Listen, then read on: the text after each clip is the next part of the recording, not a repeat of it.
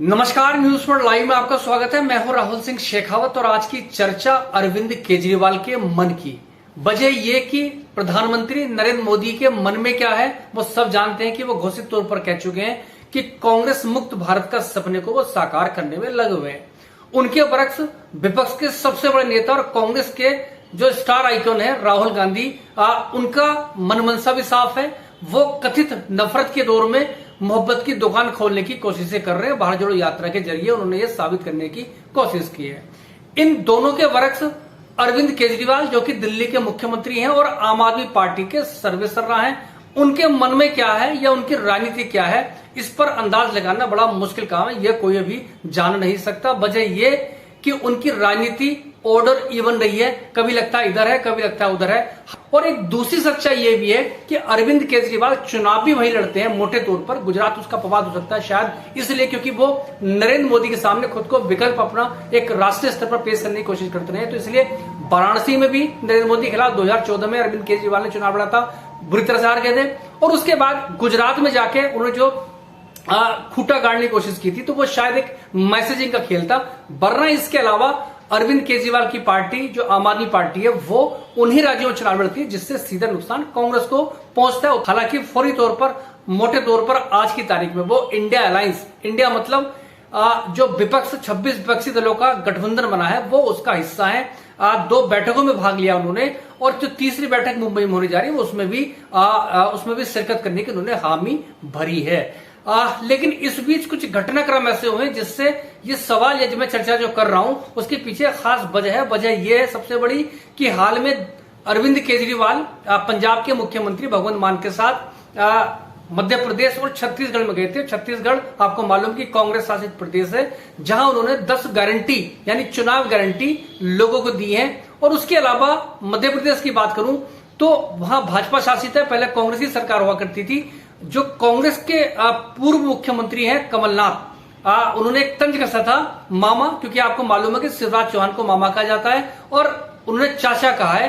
तो मतलब यह है कि चुनावी दृष्टि से अरविंद केजरीवाल के मन की जो उनके मन के अंदर की इच्छाएं हैं वो हिलोरे मार रही है। और वो राजनीति में बुरी बात भी नहीं है। कोई भी राजनीतिक दल चुनाव लड़ना चाहेगा और चुनाव लड़कर ही कोई भी राजनीतिक दल मजबूत बनता है या उसका विस्तार होता है। और विस्तार की जब बात करें तो अरविंद केजरीवाल की महत्वाकांक्षाएं किसी से छुपे नहीं है। प्रधानमंत्री बनने की इच्छा वो रखते हैं और उनकी पार्टी कमोबेश 10-12 साल के अंदर उन्होंने अपनी पार्टी को राष्ट्रीय दल का दर्जा भी हासिल करने में कामयाबी पाई है। लेकिन आज की जो राजनीति देश की चल रही है उसमें बीजेपी के सामने मजबूत विपक्ष खड़ा करने की सबसे बड़ी चुनौती है, जिसके मद्देनजर इंडिया अलायंस जो बना है। कांग्रेस अध्यक्ष मल्लिकार्जुन खड़गे और पूर्व अध्यक्ष राहुल गांधी ने दिल्ली के नेताओं के साथ एक बैठक की थी, जिसके बाद अलका नागमा जो कांग्रेस की फायरब्रांड प्रवक्ता है उन्होंने उस बैठक के बाद कहा था कि हमें सातों की सातों जो दिल्ली की 7 लोकसभा सीट है उन पर तैयारी करने के लिए कहा। जिसके बाद राजनीति थोड़ा गर्म हुई तो उसके रिएक्शन आम आदमी पार्टी की तरफ से भी आया था। उन्होंने कहा इस पर चर्चा जो राष्ट्रीय स्तर पर की जाएगी। और दूसरी तरफ ठीक उसके बाद अब अरविंद केजरीवाल मध्य प्रदेश में कमलनाथ को चाचा बोल रहे हैं और उसके अलावा छत्तीसगढ़ में वो 10 गारंटी देकर वो आ रहे हैं। सवाल ये उठता है कि जब आप राष्ट्रीय स्तर पर इंडिया अलायंस का हिस्सा बन रहे हैं तो फिर जिन राज्यों में सीधा कांग्रेस बीजेपी का मुकाबला है तो वहां पर उनके दस्तक देने के मायने क्या हैं? क्या ये गठबंधन, हालांकि सीधे तौर पर कहें तो गठबंधन राष्ट्रीय स्तर पर है और 2024 के चुनावों के मद्देनजर ही किया जा रहा है। इसमें कोई राज्य के चुनावों का कोई जिक्र अभी तक ज्ञात नहीं है। अगर वो चुनाव मध्य प्रदेश में लड़ते हैं, छत्तीसगढ़ में लड़ते हैं या राजस्थान में लड़ते हैं तो जो भी वोट हासिल करेंगे तो उसका नुकसान कांग्रेस को होना लाजमी है। वजह यह कि आम आदमी पार्टी कांग्रेस की छाती पर चढ़कर ही यहां तक पहुंची है। दिल्ली की बात करें तो शीला दीक्षित की सरकार थी, 15 साल लगातार सरकार थी। शीला दीक्षित खुद चुनाव मुख्यमंत्री रहते हार गए, उसके बाद पार्टी का सुपड़ा साफ हो गया। लगातार 2 चुनाव में एक भी सीट दिल्ली विधानसभा में कांग्रेस को मिल नहीं पाई है। और पिछले चुनाव में 2022 के पंजाब में कांग्रेस पार्टी की जो सरकार थी उसको बेदखल करके आम आदमी पार्टी के प्रचंड बहुमत की सरकार बनी है। तो इस लिहाज से राज्य स्तर पर कांग्रेस और आम आदमी पार्टी का गठबंधन विधानसभा चुनाव में बहुत मुश्किल काम है और उसके खिलाफ आवाजें लगातार उठती रही हैं। पंजाब की पूरी यूनिट मोटे तौर पर उन्होंने कहा है कि आम आदमी पार्टी के साथ जाना चाहिए और दिल्ली में भी कमोबेश स्थिति यही है। केजरीवाल की जो क्रेडिबिलिटी है वो हमेशा सवालिया निशान खड़े होते रहे हैं और सीधे तौर पर उनको बीजेपी की बी टीम कहा जाता रहा है।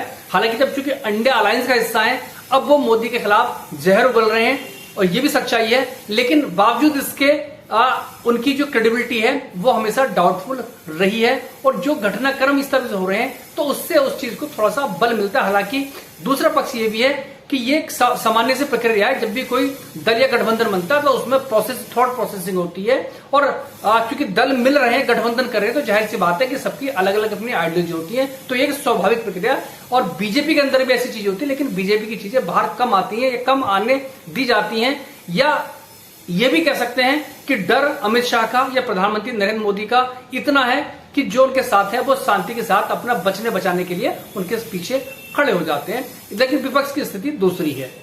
और अरविंद केजरीवाल, जैसा मैंने जिक्र किया है कि उनकी राजनीति हमेशा ओड ही बन रही है।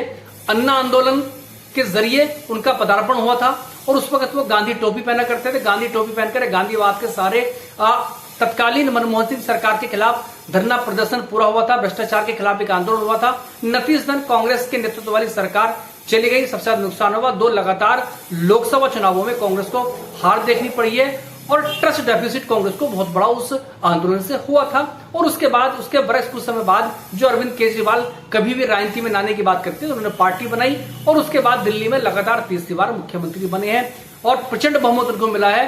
कांग्रेस की 2 लगातार चुनाव में कोई सीट नहीं मिली है और पहले जो चुनाव हुए थे, जब पहली बार उनका आगमन राजनीति में हुआ था, तो एक गठबंधन सरकार कांग्रेस के साथ है, जो शायद कांग्रेस की कहते हैं कि भूल थी, क्योंकि जिसने सत्ता से बेदखल किया उसके साथ कांग्रेस ने गठबंधन कर लिया।